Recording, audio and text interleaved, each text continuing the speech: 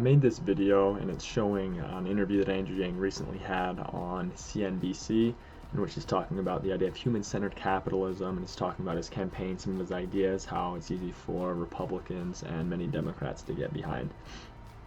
I want you to go ahead and like this video if you're a fan of the things that I mentioned. Go ahead and subscribe to my channel. But Andrew Yang, many try to dismiss him and imply that his ideas are wild. The guy is an economist who knows what he's talking about.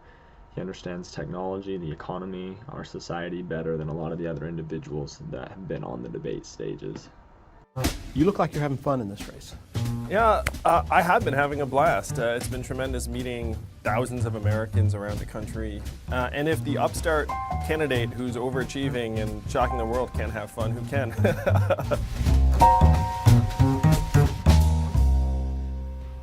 One of the things that's appealing about you as a candidate is that you seem pretty normal. Oh, thank you. You're doing something that's very abnormal, running for president. Yeah, that's true. So of all the ways you can serve, and we're serving through the Venture for America that you started, why did you pick this one? Running for president, running for a job that by most conventional measures, you're not really ready for. Well, I spent 7 years helping train hundreds of entrepreneurs and helping to create thousands of jobs around the country with this nonprofit that I founded, Venture for America. And I started that organization because I felt like our country was heading in the wrong direction in terms of its energies and the way our economy looked. And when Donald Trump got elected in 2016, I took that as a red flag that it was getting even worse faster than I thought. And when I dug into the numbers, I was shocked to see that we'd automated away millions of manufacturing jobs in the swing states that Trump won. And then now we're closing 30% of stores and malls, and being a retail clerk's the most common job in the economy. My friends in California are working on cars and trucks that can drive themselves, and driving a truck is the most common job in 29 states. So when you see this playing out and you see our country is confused about it, our country's blaming immigrants for something that immigrants have next to nothing to do with, and then you game out how you can get meaningful solutions across the finish line in a reasonable time frame, let's call it 5 to 10 years. And I'd run a successful national nonprofit, and I saw what we can and can't do at that scale. Do you think it's that bleak? I do. The market is going to zero out more and more of us over time. And we can pretend that. Andrew Yang's bringing up one of the main reasons that he's running for president, some of the facts that he saw in the economy. He brings up in his book, Smart People Should Build Things, the idea that if a lot of smart people were going into startup companies, that we would see advances in energy sector, transportation, education, healthcare, these different categories. And he has the understanding that if money is flowing through the economy, that we can continue to see advances in those specific areas. It's still like, oh, as long as I work hard and play by the rules, everything is going to be fine. Well, one of the examples I use is, look, the robot truck doesn't care if you're a good, conscientious truck driver or a sloppy, terrible one. It's all the same. The technology doesn't care if you're a really diligent radiologist or like a not so diligent one. We can still just read the film better with software. So we have to try and evolve as quickly as possible. There's a lot to be done. Now, when you think about what you see happening and the elimination of opportunity on a pretty gigantic scale, is that capitalism's fault? Or is it the particular intersection of capitalism and 21st century technology?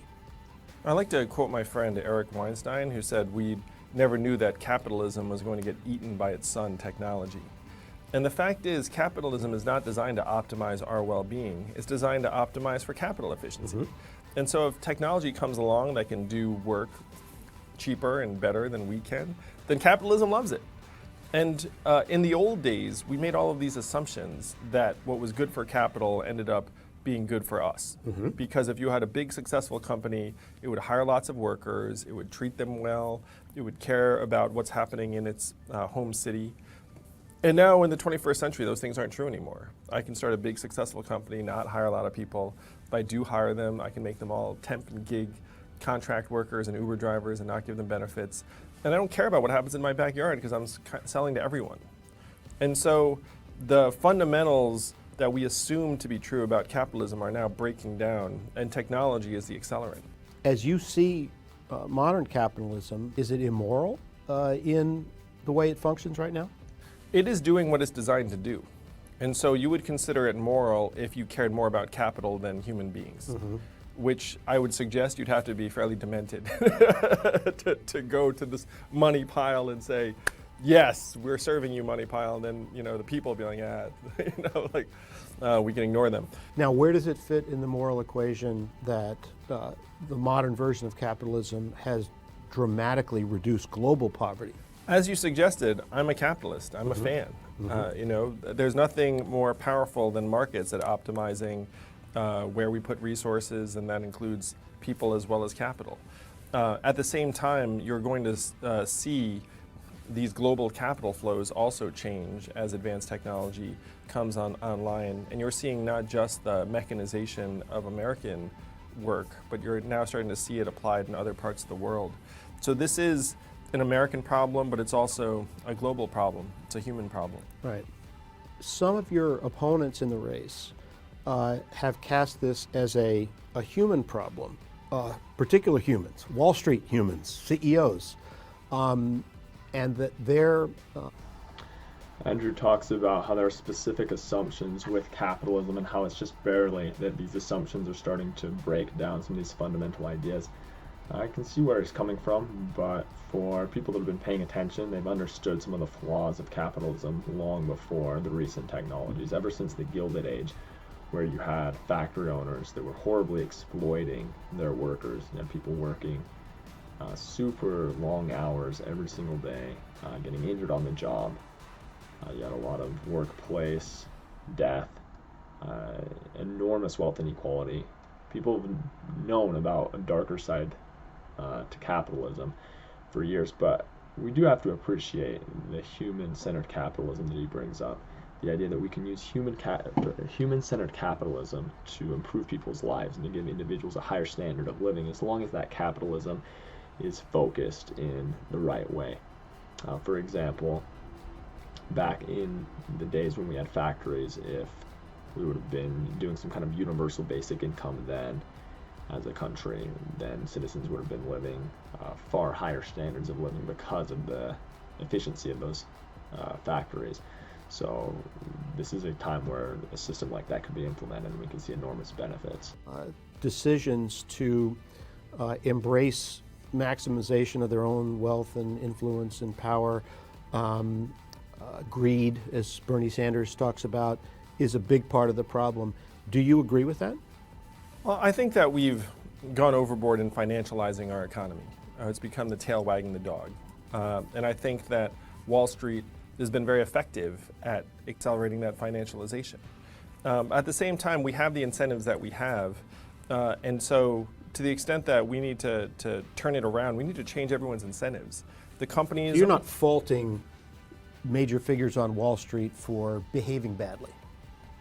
Well, there were excesses, to be sure, and the financial crisis is something that I think the country is still recovering from. And the financial crisis actually had me start Venture for America in response, because I saw that literally my friends were creating financial instruments that had tanked the economy.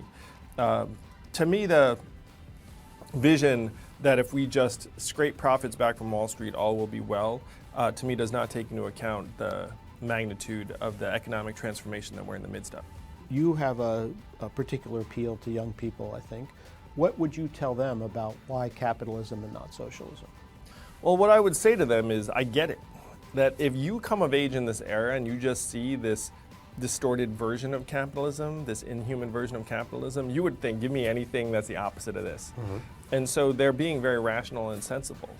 What we can do ideally is channel the energies of capitalism towards our own well-being, towards our own health and life expectancy, our mental health and freedom from substance abuse, how clean our air and water are, how our kids are doing. And then if we had different measurements aside from stock market prices and GDP, then we could take the best of capitalism and turn it towards things that we can all get excited about. So that's the vision of what I call human capitalism that I would pitch to young people.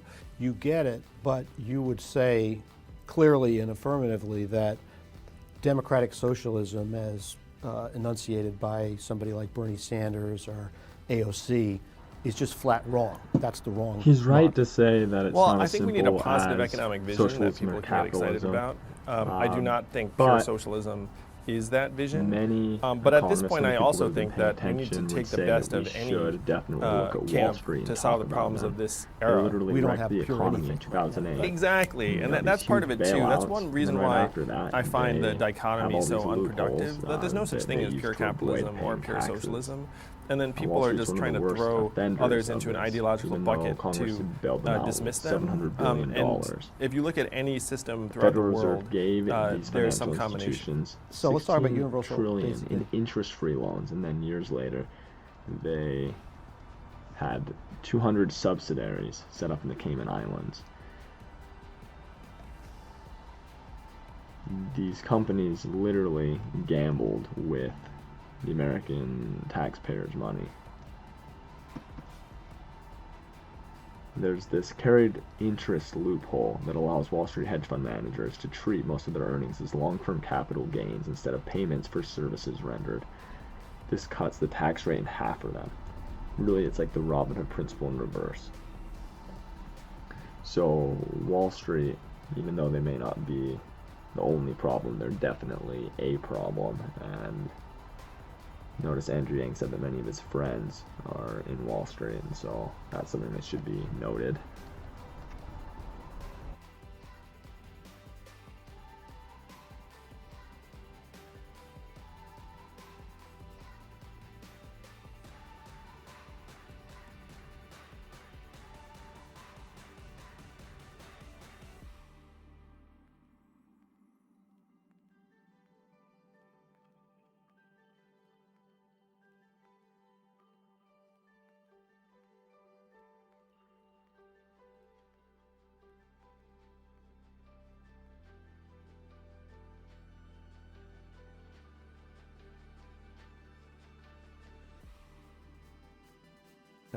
When I talk to Democratic economists, they say it's the wrong incentives. That what we want to do is have a tax system that encourages work and assists people who need help. I talked to Greg Mankiw, who was a George W. Bush chief economist, and he said if you want to have substantial redistribution of income, which I don't necessarily favor, but I understand that many people do, the UBI is a very efficient and effective way to do that. I would suggest that the freedom dividend is bipartisan. And if you look at Alaska's experience, where now everyone in Alaska is getting between $1,000 and $2,000 a year in oil money, they love it. And that's a deep red conservative state. On the Democratic side, it's going to make our children and families healthier, stronger, mentally healthier, more productive. And so to me, the citizens of this country should be in the same place as shareholders of a company. And that's something that I do think I need to explain more fully to Democrats for them to understand it more deeply and naturally. What about the incentive issue, though? The idea that that government, as a policy statement, ought to be reinforcing and encouraging work, so that, for example, instead of a universal basic income, much larger earned income tax credit, that sort of thing. I'm a huge fan of work. I think it's integral to the human experience. I do think, though, that my wife is working harder than I am, and my wife is at home with our two boys, one of whom is autistic, and a work incentive program would not recognize that. So I would suggest that having a narrow conception of work is not necessarily going to help us in the 21st century economy. I love the EITC, but I think a dividend is a better way to go. When you talk about sums that enormous, isn't targeting relevant? Well, the people that benefit the most from our society would end up paying into the system at a higher level than $1,000 a month. And so the joke I tell is that if we get hundreds of millions from Jeff Bezos and then try and send him $1,000 a month to remind him he's an American, that's not something we should be concerned about. It's possible to make people understand that trade-off?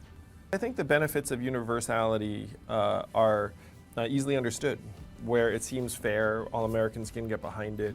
Some advocates of universal basic income especially more conservative ones, want to get rid of the whole suite of poverty programs and other incentive programs that we have. Would you do that too? I would not.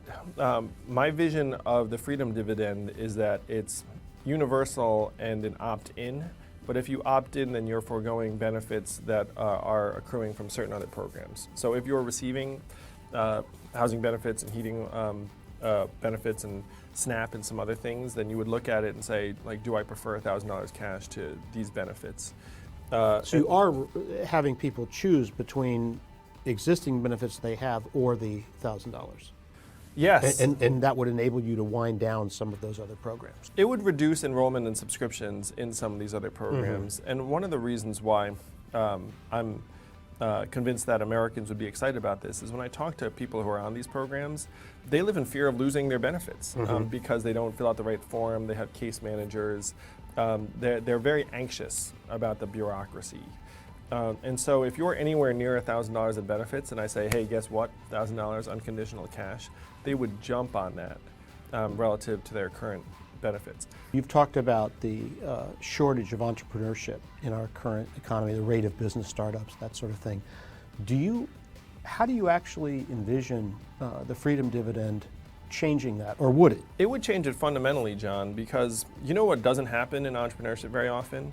Someone being on their last legs, they can't pay their bills, and then they say, I'm going to start a business. That's actually not the normal way it happens. It's more common that you have a little bit of security, like a little bit of risk-taking capacity, and then you say, you know what, I want to take a chance on this business. And the other thing is that we're going to have more money in our hands to actually fuel local businesses. So you think rather than discouraging work, encouraging leisure, it would actually do the opposite and spur young, scrappy, and hungry business owners?